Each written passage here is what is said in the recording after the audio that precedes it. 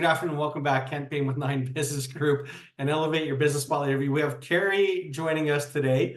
I'm laughing because we just had a 10-minute dialogue of the most wonderful non-scientific, scientific oil and gas stuff you can imagine. So we're going to try and talk a little business and not make it so scientific. Kari, welcome. Please, by all means, introduce yourself, your company, and give us the 30-second infomercial on what you do and why you're different than everybody else.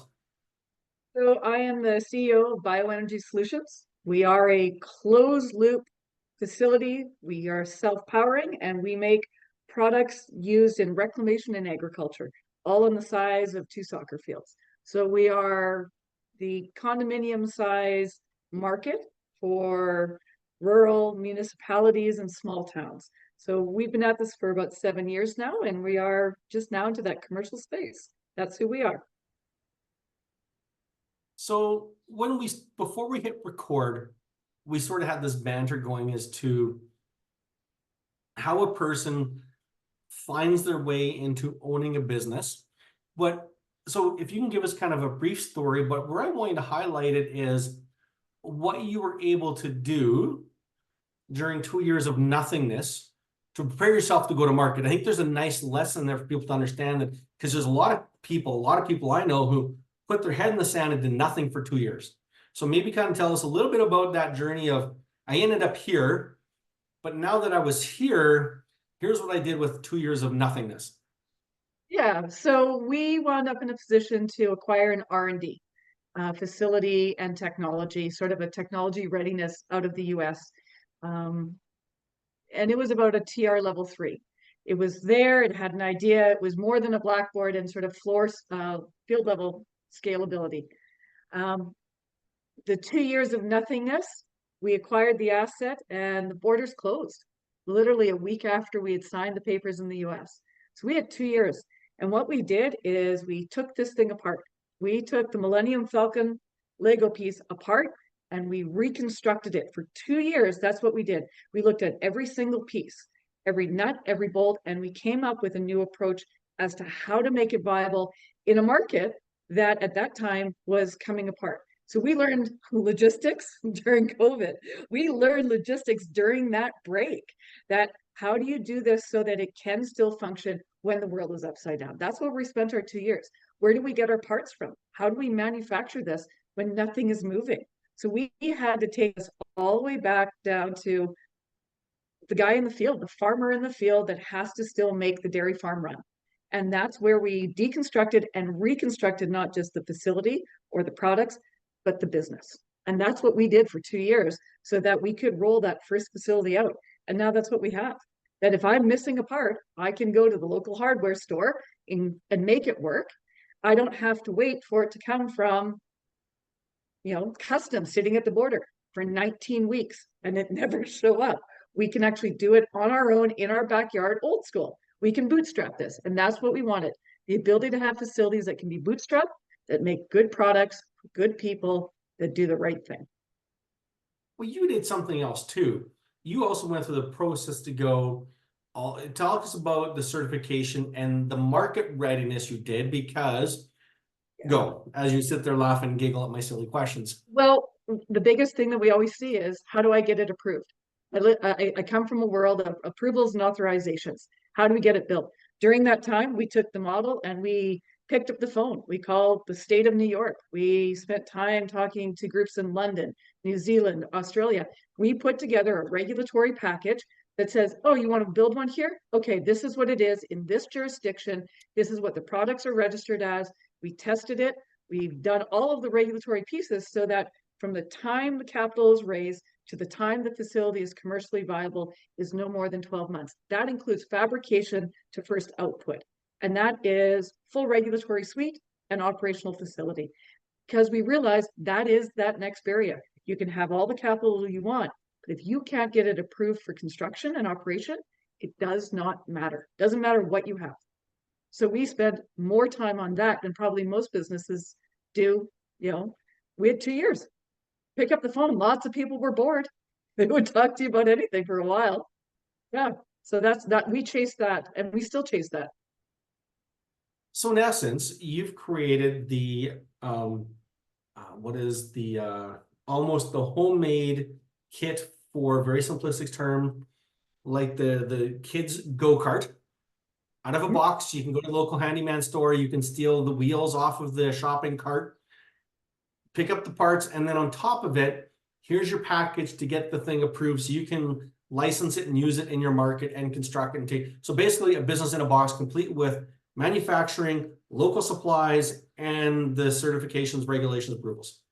Yep, and we use no third-party ingredients in the facility. We make you grow everything in the facility so that there is no supply chain demand to make the end products.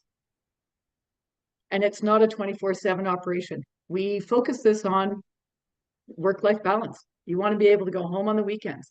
You want to be able to spend holidays with your family and still have a profitable business in your community.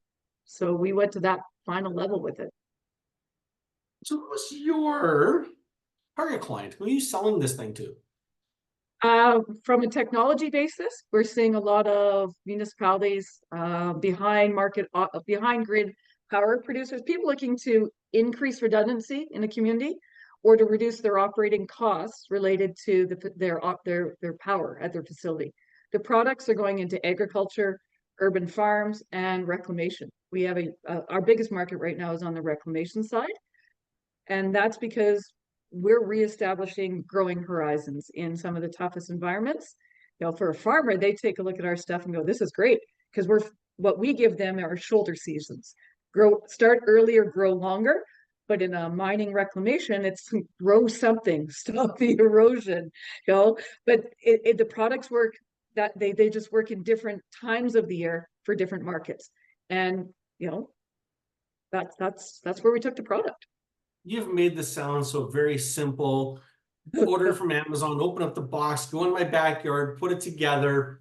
Nothing is that simple. However, why isn't anybody else doing it? Part of it is scalability. Most industry and most communities look and say, well, how big can you make it? You know, we want it to do more. There is an efficiency point that we looked at. At what point do we compromise? At what point do we need it to be bigger? If it's just a power piece, then we can look at reducing maybe our power consumption on site. But bigger isn't always better when you look at logistics and distribution. You know, when you're shipping too far, the value of your product is impacted. You're losing money. That margin starts to disappear. So by having a decentralized model, we are able to provide a better return on the market. And we've answered that other question. You know, why aren't people doing it? Well, bigger isn't always better with certain products. It gets too expensive. You cannot ship feathers around the world and expect to make money all the time unless you're shipping large volumes. So we've taken it back to the market and said, you know what? Let's go to those places along major corridors where everybody else is, and we're going to bolt onto the back of theirs instead of being our own, you know, doing everything on our own. Very innovative indeed. Been through the school of hard knocks. There sounds like there's some lessons in there, some how-tos, the don'ts, the never do again. Thank goodness this worked. Can you pull out one of the greatest lessons that is so important for you today that you wish you would go back to young Kari and go, do this sooner, learn it faster? Do you have one, or do you have like 17 like the last guy? I have one, and you know what it is? Don't feel bad about going back and revisiting an old idea and pivoting. If you're not pivoting, you've assumed that you've got it right, and there is no way it's right. The moment you stop looking back and saying, well, why did we move away from this? There's those certain pieces that caught the attention in the beginning. Don't ignore those. I waited too long on a couple of them, and I'll tell you, digging my way back to them, yeah, I realized why they were there in the first place. First principles. Why were you there in the first place? Don't let go of those. That would be the big one. I love that. First principles. Why were you there in the first place?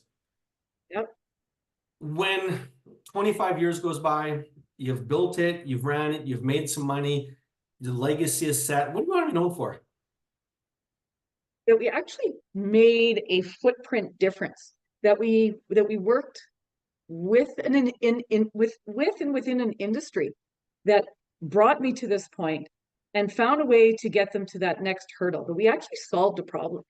You know, this wasn't just about revenue. We actually solved a problem that created a secondary industry out of an industry that's been around for 150 years. You know, that's what we'd like to be known for, is that we kept jobs in those towns and found a different way to move forward with the people that were already there. That's what we'd like to see. Love it.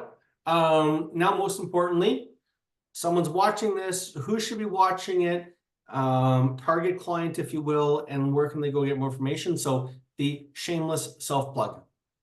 Okay, so from a technology side, this is municipalities, industry, sort of that decentralized area. That's those communities that could be beneficial to the use of the power behind grid, behind meter.